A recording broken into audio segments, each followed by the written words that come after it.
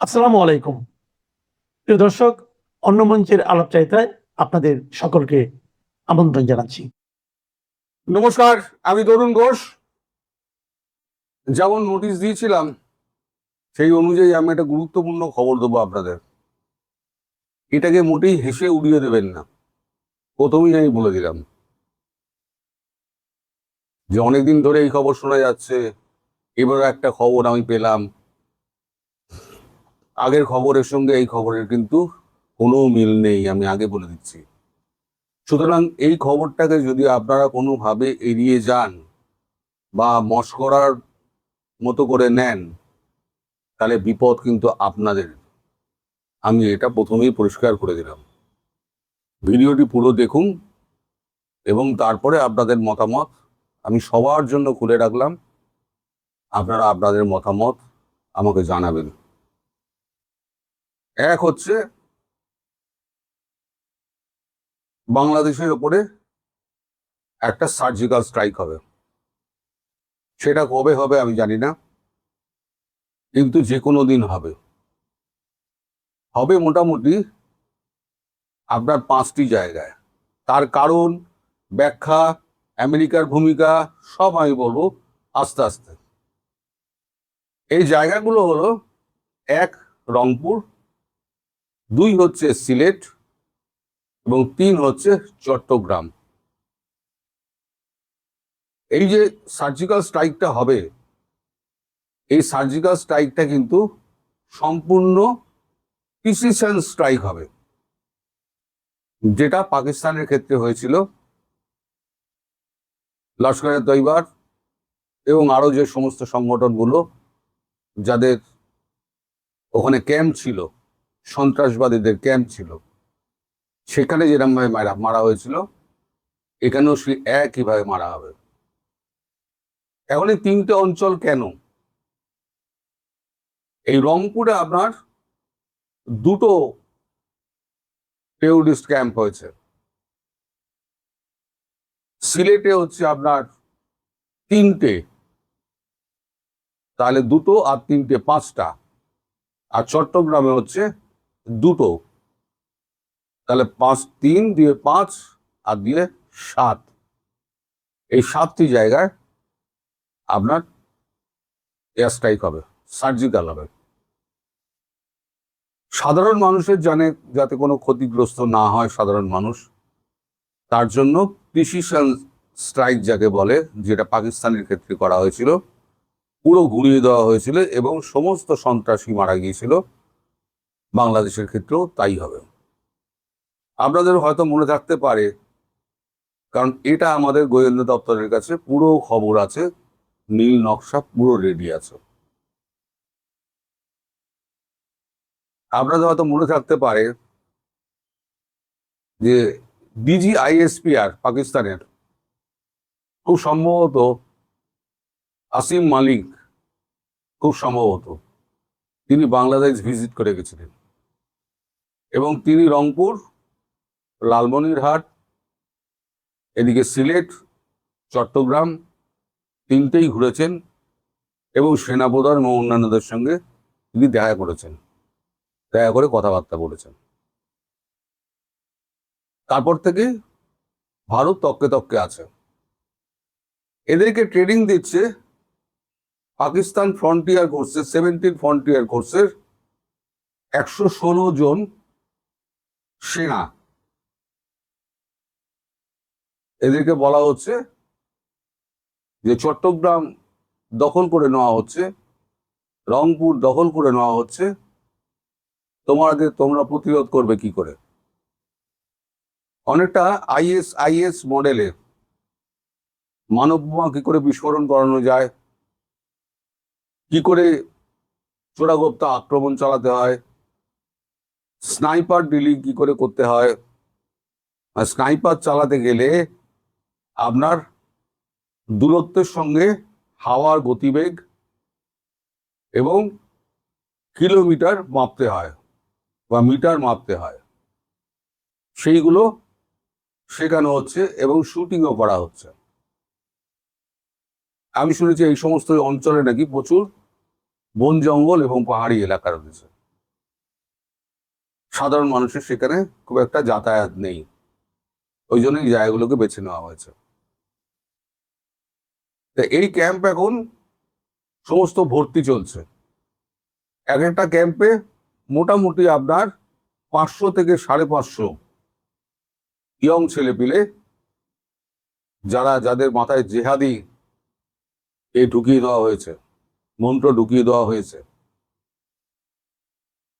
বাংলাদেশে আপনাদের যাকে ছেড়ে দেওয়া হলো, আমি নামটা ভুলে গেলাম, ফাঁসির আসামি ছিল, যাকে ছেড়ে দেওয়া হলো, তিনিই হচ্ছেন মাস্টার মাইন্ড, এবং তার সঙ্গেই এরা ISI এর সঙ্গে মূলত যোগাযোগটা হচ্ছে, এবং সেনাপ্রধান সর্বতভাবে এতে সাহায্য করছে।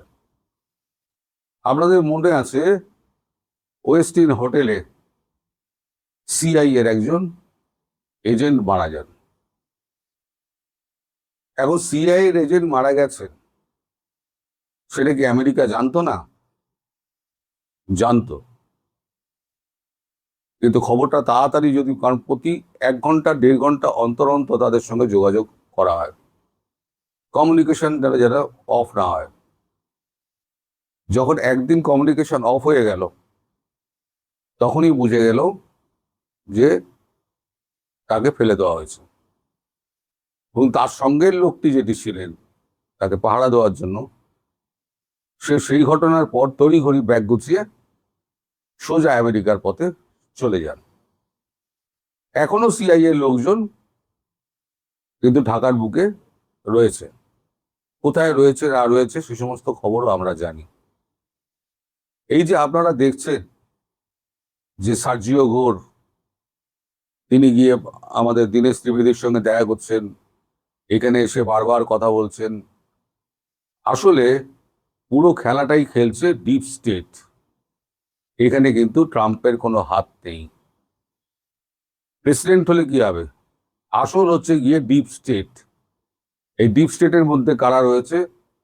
যারা arms lobby, tech lobby, medicine lobby, তারপর আপনার বিভিন্ন ধরুন MI6 এর লোক, কারণ ব্রিটেনের রাজ পরিবার চলে গেছে, কিন্তু রাজ পরিবারের একটা শাসনতন্ত্র কিন্তু এই ব্রিটেনের ওপর রয়ে গেছে। রাজার অনুমতি ছাড়া যতই পার্লামেন্টে বিল পাস হোক, রাজার অনুমতি ছাড়া করতে পারে না। সে MI6 তাদেরও কিছু রাজ পরিবারের লোক এর মধ্যে রয়েছে। আপনাদের এও মনে থাকতে পারে, ট্রাম্প যখন দ্বিতীয়বার ইলেকশনের সময় যখন বক্তৃতা দিচ্ছিলেন, তার কান ছুঁয়ে একটা গুলি বেরিয়ে গেছিল। 500 মিটার দূর থেকে তাকে গুলি করে তাকে একটা মেসেজ দেওয়া হয়েছিল যে আমাদের কথা শুনলে শুনবে, না হলে তোমার কিন্তু পরের গুলিটা কিন্তু তোমার কপালে লাগবে। এবং যে গুলি ছুঁড়েছিল তাকে মানে সে ধরা পড়ার পরও তাকে গুলি করে মেরে ফেলা হয়, যাতে কোন রকম প্রমাণ না থাকে। অর্থাৎ কাজ হয়ে গেছে, মেরে ফেলে দাও। আমেরিকা যতই চাক, ডিপ স্টেট তারা যে পয়সাটা বাংলাদেশের ওপরে ইনভেস্ট করেছে, সেই পয়সাটা না তোলা পর্যন্ত ডিপ স্টেট কিন্তু এই অভিনয়টা করে যাচ্ছে। কারণ ফার্মাটেক, যতগুলো আমি বললাম, আর্মস লবি, তারপর আপনার যত কোম্পানিগুলো আপনার অস্ত্র কারখানায় যত আছে, তাদের যে লবি, আসল তো তাদের যুদ্ধবিগ্রহ বাদিয়ে আর তাদের জমি, সেটাকে বাংলাদেশের উর্বর জমিটা ব্যবহার করে চায়না এবং ভারতবর্ষকে একটা অস্থির করে তোলা এবং যুদ্ধ বাঁধিয়ে দেওয়া। আসল হচ্ছে চায়নার সঙ্গে ভারতের যুদ্ধটা বাঁধিয়ে দাও কোনোভাবে, তাহলে অস্ত্র বিক্রির আর অভাব হবে না। এই সমস্ত কিছু ঘটছে কিন্তু ডিপ স্টেটের অন্তরালে অঙ্গুলি হেলনে হচ্ছে, যেটা ট্রাম্পের হাতের মধ্যে নেই। ট্রাম্প হয়তো চেষ্টা করছে সম্পর্ক ভালো করতে, কিন্তু ডিপ স্টেট করতে দেবে না। এখনো সিআইএ এজেন্ট দেখবেন বাংলাদেশে ঘোরাফেরা করছে। তো আমি এই খবর প্রকাশ করার অর্থ সরে যেতে পারে, ওখান থেকে পাত্তারি গুটিয়ে অন্য কোথাও চলে যেতে পারে। কিন্তু আমাদের যে এজেন্সি আছে তারা প্রতি মুহূর্তে লক্ষ্য রাখছে ল্যাটিচিউড এবং লঙ্গিচিউডের ওপরে। যেখানেই সরাক সেখানেই ঢুকে মারতে পারবে। সুতরাং আপনারা যদি মনে করেন এই খবরটা কোনো উড়ো খবর, তাহলে পরে আপনারা কিন্তু বড় ভুল করবেন। এই কারণে আমি আজকে ওই নোটিশটা দিয়ে আমি বললাম যে এটা যেন বাংলাদেশবাসী কখনো না বোঝে, ভুল বোঝে যে তাদের বাংলাদেশকে ভারত আক্রমণ করেছে। আসলে তা নয়। পাকিস্তানকে কিন্তু আক্রমণ করা হয়নি। অপারেশন সিঁদুরে পাকিস্তানের যত জঙ্গি সংগঠনগুলো ছিল এবং পাকিস্তানের যত পরমাণু এই শক্তিধর যত সংরক্ষণ কেন্দ্র ছিল সেগুলোকে ধ্বংস করা হয়েছিল। রানওয়ে থেকে আরম্ভ করে সমস্ত কিছু ধ্বংস করে দেওয়া হয়েছিল, প্লেনও নষ্ট করে দেওয়া হয়েছিল। এখানে হয়তো সেটা হবে না বাংলাদেশে, কিন্তু বাংলাদেশে যে এয়ার স্ট্রাইকটা হবে সেটা হচ্ছে এই 2টো 3টে 5টা 2টো 7টা।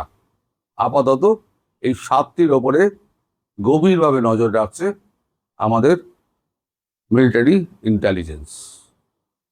ফলে আপনারা সাবধানে থাকবেন। যে কোনো দিন যে কোনো সময় এটা হতে পারে। এবার বুঝে নিন যে শেখ হাসিনাকে সাউথ ব্লকে কেন ডাকা হয়েছিল।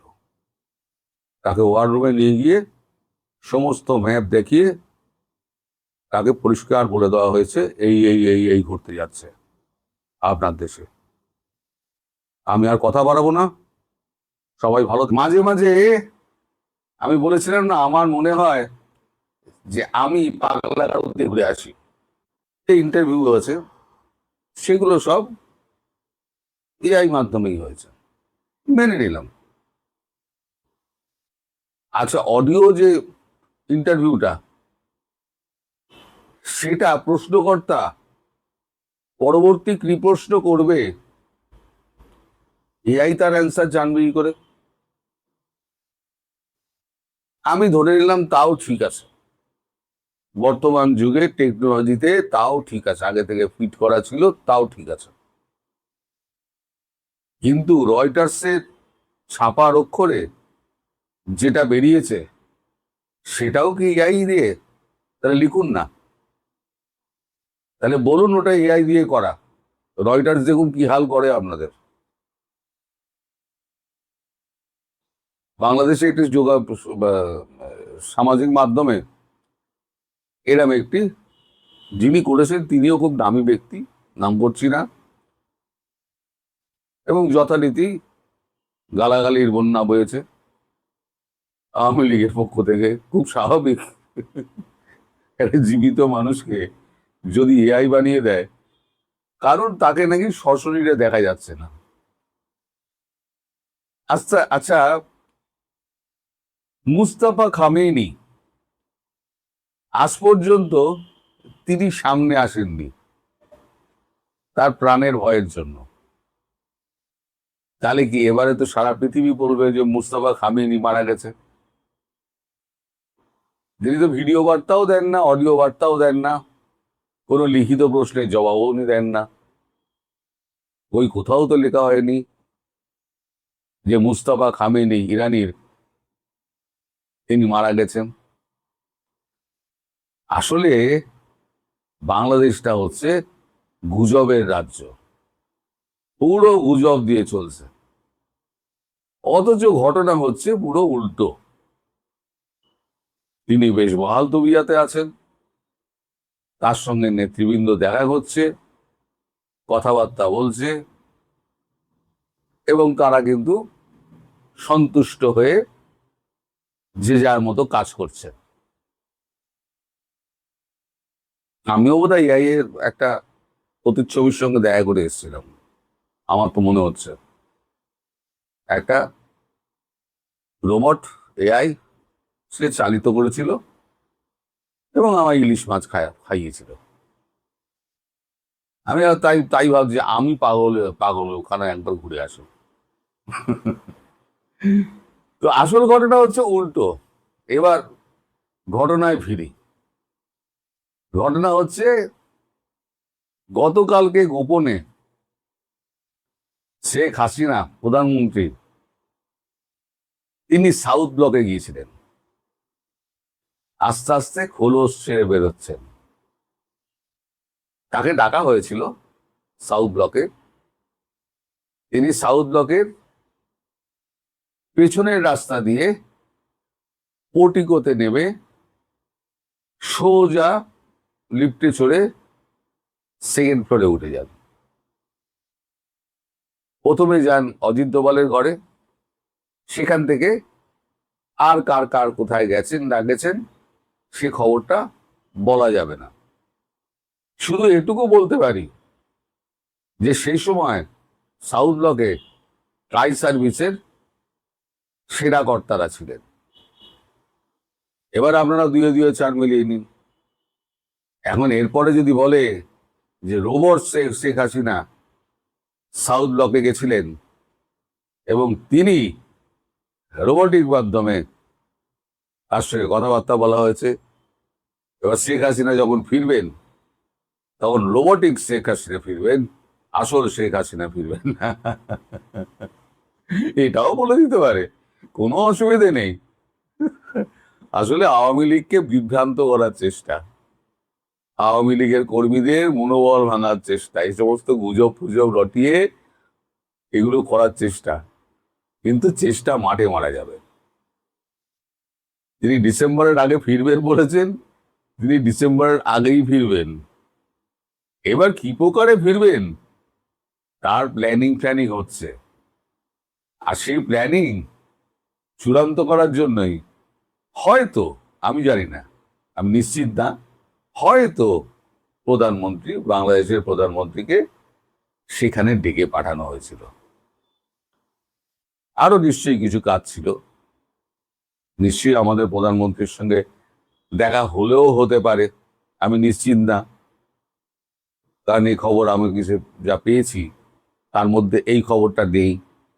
বাকি খবরটা আমি বলতে পারবো না, সেটা নানান রকম নিষেধাজ্ঞার জন্য। তবে আস্তে আস্তে তিনি যে খোলস ছেড়ে বেরোচ্ছেন এবং রয়টার্সের ইন্টারভিউ ছাপার পর আমি ওই ভিডিওতেই বলেছিলাম খুব শীঘ্রই একটা ইন্টারন্যাশনাল